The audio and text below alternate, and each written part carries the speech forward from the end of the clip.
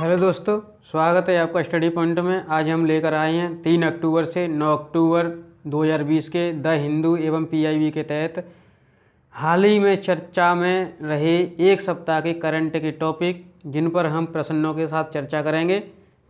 आइए चलते हैं प्रश्नों की ओर। आज का हमारा पहला क्वेश्चन है, हाल ही में चर्चित अटल टनल से संबंधित कथनों पर विचार कीजिए। अटल टनल से संबंधित कथनों पर विचार कीजिए। यह टनल मनाली को लद्दाख से जोड़ती है। दूसरा कथन है, यह रोहतांग दर्रा के ऊपर यानी उत्तर में स्थित है। आइए ऑप्शन देखते हैं। ऑप्शन ए केवल एक, ऑप्शन बी केवल दो, ऑप्शन सी एक और दो, ऑप्शन डी इनमें से कोई नहीं। हम सही कथन देखेंगे। इसमें सही कथन तो हम देखेंगे, यह टनल मनाली को लद्दाख से जोड़ती है। गलत है। यह टनल लाहुल स्पीति घाटी को मनाली से जोड़ती है। मनाली को लद्दाख से नहीं, लाहुल स्पीति को मनाली से जोड़ती है। दूसरे कथन को देखेंगे, यह रोहतांग दर्रा के ऊपर स्थित है। उत्तर ये भी गलत है। यह टनल रोहतांग दर्रा के नीचे, रोहतांग दर्रा के नीचे यानी साउथ में स्थित है। तो हम देखेंगे इसमें ऑप्शन है सी, डी। ऑप्शन डी सही है इसका। इनमें से कोई नहीं। दोनों कथन हमारे गलत हैं। ऑप्शन डी सही है। हम देखते हैं अटल टनल के बारे में। यह विश्व की सबसे लंबी सुरंग है, जिसकी लंबाई 9.02 किलोमीटर 02 किलोमीटर। इसका नाम अटल टनल है। यह समुद्र से 3000 मीटर की ऊंचाई पर है।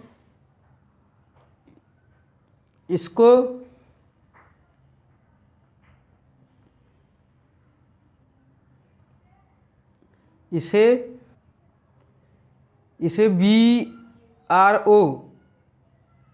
BRO के द्वारा बनाया गया है। BRO हमारा सैन्य मंत्रालय यानी डिफेंस मिनिस्ट्री के अंतर्गत आता है। यह BRO भारत के साथ अन्य देशों में भी सड़क या सुरंग बनाने का काम करता है।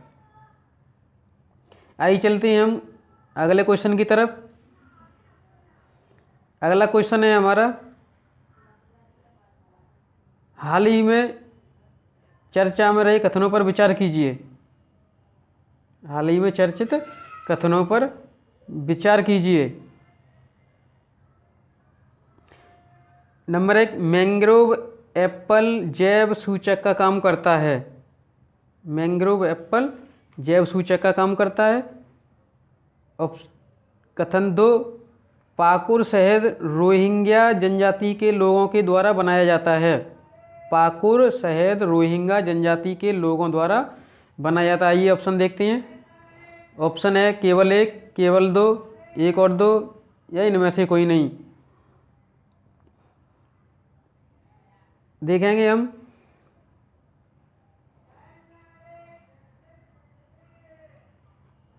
जो मैंग्रोव एप्पल है, मैंग्रोव एप्पल जैव सूचक का काम करता है। यह कथन बिल्कुल सही है। यह जैव सूचक का काम करता है। मैंग्रोव इसका दूसरा नाम है सोनेरातिया कैसियोलेरिस। सोनेरातिया कैसियोलेरिस। यह मिलेनियम पार्क कोलकाता में पाया जाता है। यह वहाँ होता है जहाँ COD केमिकल ऑक्सीजन डिमांड अधिक होती है। यह उस इलाके में पाया जाता है जहाँ COD यानी केमिकल ऑक्सीजन डिमांड की अधिक आवश्यकता होती है। हम देखेंगे दूसरे कथन को, तो पाकुर शहद रोहिंग्या जनजाति के द्वारा बनाया गया है। पाकुर शहद, यह हमारा कथन गलत है, ये रॉन्ग है।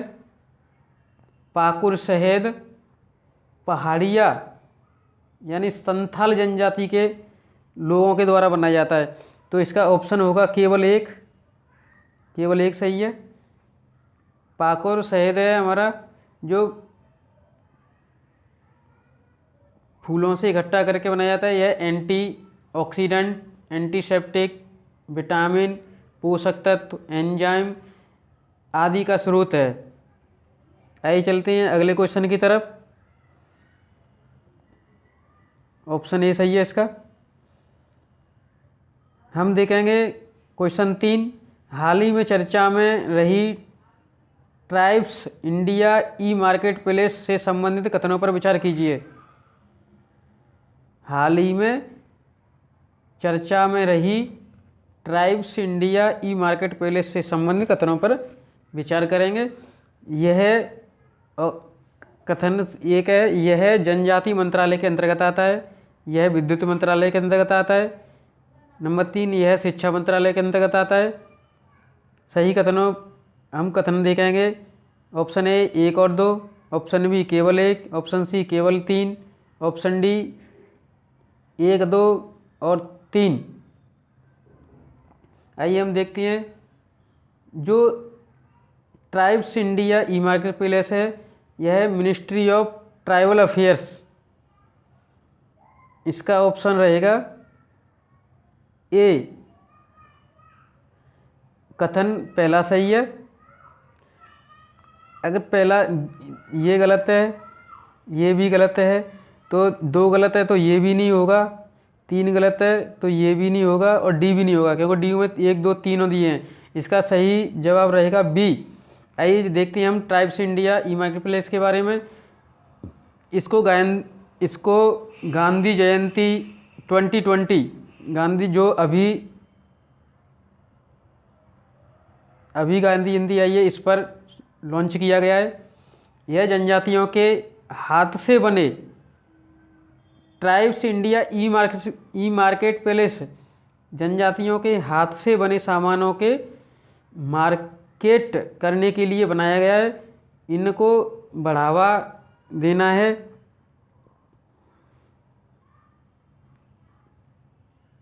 आइए चलते हैं हम अगले क्वेश्चन की तरफ। हाँ, एक बात और, ट्राइब्स इंडिया ई मार्केट प्लेस का मुख्यालय नई दिल्ली में है। आइए चलते हैं अगले क्वेश्चन की तरफ। क्वेश्चन नंबर 4 देखेंगे हम। क्वेश्चन नंबर 4 है, निम्नलिखित कथनों पर विचार कीजिए। निम्नलिखित कथनों पर विचार कीजिए। कथन 1 है, हेपेटाइटिस फिलेरी वायरस परिवार से ताल्लुक़ रखता है। हेपेटाइटिस फिलेरी वायरस से ताल्लुक़ रखता है। फिलेरी वायरस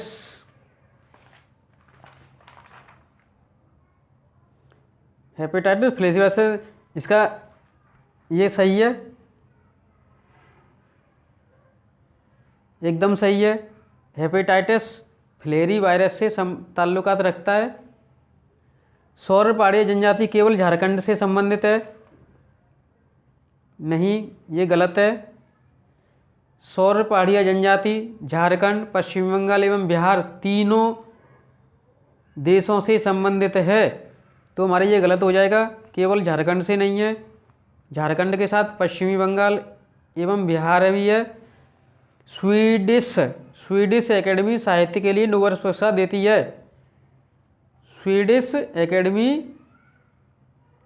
साहित्य के लिए नोबेल पुरस्कार देती है, बिल्कुल सही है। स्वीडिश एकेडमी हमारी लिटरेचर यानी साहित्य के लिए नोबेल पुरस्कार देती है। आइए देखते हैं हम कथनों के बारे में। पहला, दूसरा हमारा यहाँ पर गलत हो जाता है। दूसरा हमारा गलत हो जाता है, तो ये भी नहीं होगा, बी भी नहीं होगा और डी भी नहीं होगा। जहाँ जहाँ 2 है एलिमिनेट कर देंगे हम, एलिमिनेट सिस्टम। जहाँ जहाँ 2 होगा उसको काट देंगे। ये भी नहीं होगा, ये भी नहीं होगा, केवल सी ऑप्शन सही है, 1 और 3। आइए चलते हैं हम अगले क्वेश्चन की तरफ। अगला क्वेश्चन में हम निम्नलिखित जोड़ों पर विचार कीजिए। निम्नलिखित जोड़ों पर विचार कीजिए। ये वो शख्स हैं जिनको अभी भौतिकी में नोबेल पुरस्कार दिया गया है। रोजर पेनरोज, रेनहर्ड गेंजल, एंड्रिया घेंज, ये तीनों को हाल ही में फिजिक्स में नोबेल पुरस्कार विजेता हैं। ये इनको देखेंगे हम। रोजर पेनरोज, ये पहला गलत है क्योंकि ये ब्रिटेन से संबंध रखते हैं। रेनहर्ड गेंजल, ये जर्मनी से रखते हैं, तो हमारा ये भी गलत हो जाएगा, ये भी गलत हो जाएगा। एंड्रिया घेंज, ये यूएसए, ये बिल्कुल सही है। एंड्रिया घेंज ये एक महिला नोबेल पुरस्कार विजेता हैं जिन्होंने चौथी बार नोबेल पुरस्कार जीता है। पहली बार इन्होंने 1903 में जीता था भौतिकी में। दूसरी बार रसायन में 1911 में इन्होंने जीता। आइए चलते हैं हम कुछ नोबेल पुरस्कार के बारे में जानकारी हासिल करते हैं। कौन कौन देता है। Nobel Assembly at the Karolinska Institute, ये फिजियोलॉजी और मेडिकल में देता है। नॉर्वेजियन नोबेल कमेटी शांति के लिए नोबेल पुरस्कार देती है। Royal Swedish academy of science chemistry के लिए, फिजिक्स के लिए एवं इकोनॉमिक्स साइंस के लिए देती है। और जो अभी पीछे था स्वीडिश एकेडमी, ये लिटरेचर के लिए नोबेल पुरस्कार देती है। एक बार और सुनेंगे। स्वीडिश एकेडमी लिटरेचर के लिए, रॉयल स्वीडिश, इसमें royal Swedish academy of science chemistry, physics एवं इकोनॉमिक्स साइंस के लिए नोबेल पुरस्कार देती है। नॉर्वेजियन नोबेल कमेटी शांति के लिए नोबेल पुरस्कार देती है। Nobel Assembly at the Karolinska Institute, ये फिजियोलॉजी और मेडिसिन के लिए नोबेल पुरस्कार प्रदान करती हैं। आइए चलते हैं हम अगले क्वेश्चन की तरफ। हमारा ऑप्शन रहेगा सी। हम देखेंगे नीचे कुछ जापान के शहर दिए गए हैं, इनको उत्तर से दक्षिण के क्रम में लगाना है। पहला है होक्काइडो, दूसरा है शिकागो, तीसरा है होंगशू, चौथा है रिकू, पांचवा है क्यूशू। ये हमारा मैप से संबंधित क्वेश्चन है। ये पांचों जापान के शहर हैं जिन्हें हमें उत्तर से दक्षिण के क्रम में सजाना है। होक्काइडो, शिकागो, होंगशू, रिकू, क्यूशू। आइए देखते हैं हमारा ऑप्शन कौन सा रहेगा।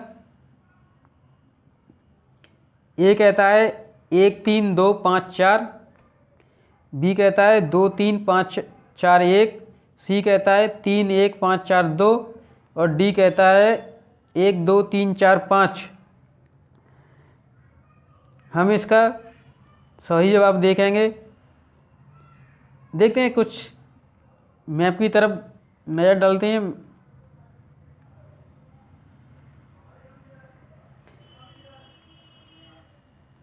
देखेंगे हम, देखो सबसे पहले पड़ेगा हमारा होक्काइडो। सबसे पहले पड़ेगा होक्काइडो, उसके बाद पड़ेगा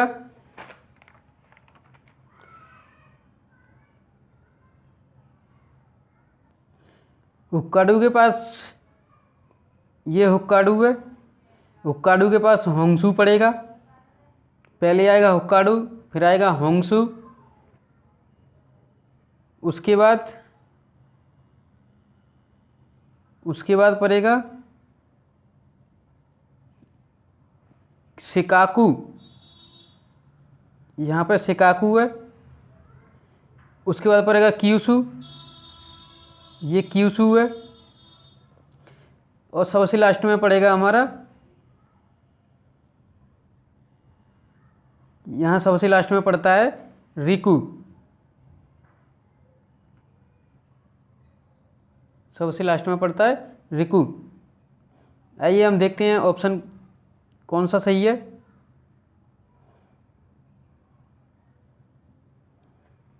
हम पहले लगाएंगे हुक्काडू को, तो ऑप्शन में देखें हुक्काडू पहला सही है। फिर आएगा होंगसू, तीन, तो पहला तीसरा है नहीं है, तो ये सही रहेगा हमारा, ये ऑप्शन हो जाएगा 1 3 2 5 4। देख लीजिएगा पॉज करके। आइए चलते हैं हम अगले क्वेश्चन की तरफ। स्टॉकहोम कन्वेंशन से संबंधित कथनों पर विचार कीजिए। स्टॉकहोम कन्वेंशन कथन एक, यह मानव स्वास्थ्य की रक्षा करता है लेकिन पर्यावरण की नहीं। यह एक संवैधानिक संस्था है, संवैधानिक संधि है। देखेंगे हम ऑप्शन केवल एक, केवल दो, एक और दो, और इनमें से कोई नहीं। स्टॉकहोम यह मानव स्वास्थ्य की रक्षा करता है लेकिन पर्यावरण की नहीं, ये गलत हो जाता है। यह मानव स्वास्थ्य की रक्षा के साथ पर्यावरण की भी देखभाल करता है, रक्षा करता है, इसलिए पहला हो जाएगा गलत, दूसरा हो जाएगा सही। यह एक संवैधानिक संस्था है स्टॉकहोम कन्वेंशन, तो हमारा सही कथन हो जाएगा बी, केवल दो। आइए चलते हैं हम कुछ स्टॉकहोम कन्वेंशन के बारे में जानते हैं। इसको 1972 में बनाया गया। यह स्वीडन में है, स्वीडन। यह एक वैश्विक संधि है जो मानव स्वास्थ्य एवं पर्यावरण की कार्बन प्रदूषण से रक्षा करती है। ठीक, इसका भारत इसका सदस्य देश है। मेन मुख्य इम्पोर्टेंट पॉइंट, भारत इसका सदस्य देश है। आइए चलते हैं अगले क्वेश्चन की तरफ। क्वेश्चन नंबर 8, बी ऑप्शन सही है इसका। निम्न कथनों पर विचार कीजिए। केंद्रीय चिड़ियाघर संस्थान एक गैर संवैधानिक है। केंद्रीय चिड़ियाघर संस्थान एक गैर संवैधानिक है। कथन 2, पारिस्थितिकी का मानव जीवन के लिए होना जरूरी नहीं है। पारिस्थितिकी का मानव जीवन के लिए होना जरूरी नहीं है। इसको हम देखेंगे।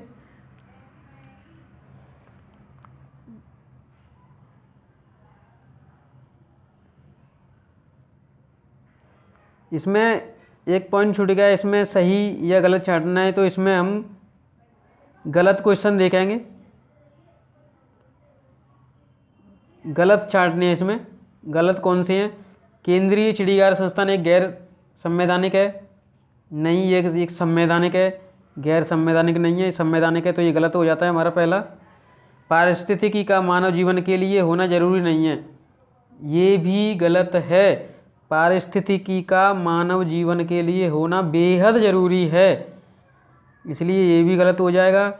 हम ऑप्शन देखेंगे, केवल एक, केवल दो, एक और दो दोनों, इनमें से कोई नहीं, तो हमारा ऑप्शन हो जाएगा सही सी, एक और दो दोनों। देखिए केंद्रीय चिड़ियाघर संस्थान के बारे में जानेंगे। यह संवैधानिक है, जो वाइल्ड लाइफ प्रोटेक्शन एक्ट 1972 के द्वारा बनी है, इसीलिए संवैधानिक है। यह ministry of environment, forest and climate change के तहत आती है।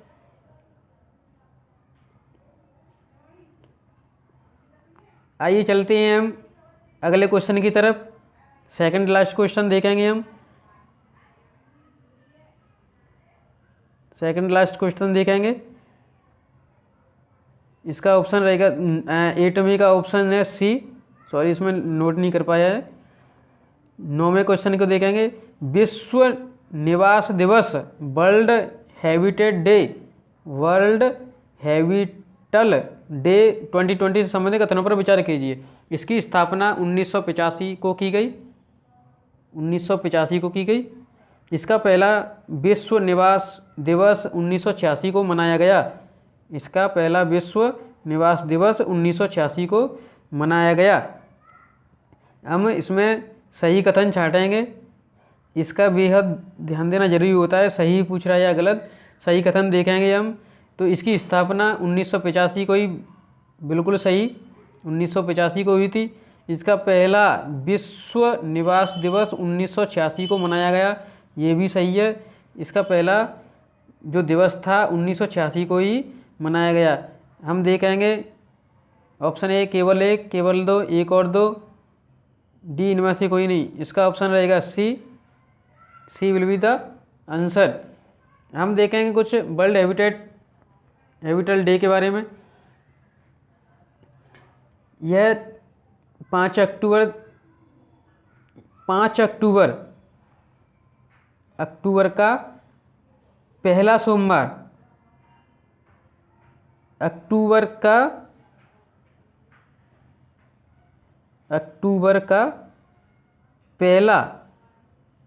पहला सोमवार को यह दिवस मनाया जाता है। इसकी स्थापना 1985 में की गई। पहला ऑप्शन सही है। इस 2020 की थीम के बारे में हम देखेंगे। वर्ल्ड हैबिटल डे की थीम 2020 की है हाउसिंग फॉर ऑल, सभी के लिए आवास। हाउसिंग फॉर, सभी के लिए आवास, सभी के लिए आवास। पहला हैबिटल डे मनाया गया 1986 को, ये भी सही है। यह सतत विकास लक्ष्य के जो गोल हैं वो 11 को फॉलो करता है, लोगों के लिए आवास में बात। आइए चलते हैं हम अपने लास्ट क्वेश्चन की तरफ। इसका सी ऑप्शन सही है। निम्न कथनों पर विचार कीजिए। गिग कामगार, ये हमारा इकोनॉमी से संबंधित है। जो गिग इकोनॉमी थी उसी आधार पर गिग कामगार यानी गिग वर्कर्स एक अनिश्चित समय के लिए काम करते हैं। गिग कामगार एक अनिश्चित समय के लिए काम करते हैं। ऑप्शन 2 प्लेटफॉर्म कामगार किसी ऑनलाइन प्लेटफॉर्म पर काम करते हैं। आइए चलते हैं, हम देखते हैं कौन से कथन सही हैं कौन से गलत हैं। हम देखें गिग कामगार हैं जो एक अनिश्चित नहीं, एक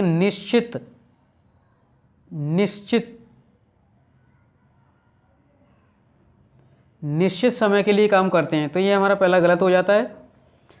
प्लेटफॉर्म कामगार किसी ऑनलाइन प्लेटफॉर्म पर काम करते हैं, सही है।